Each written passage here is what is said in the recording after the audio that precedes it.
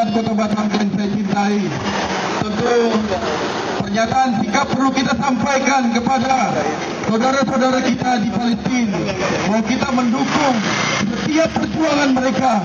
Kita mendukung mereka sampai titik darah kita yang terakhir. Apakah Anda setuju?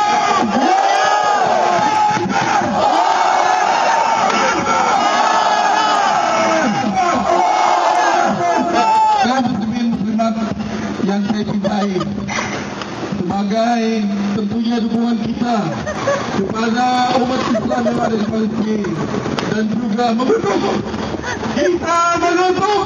tindakan teroris Israel.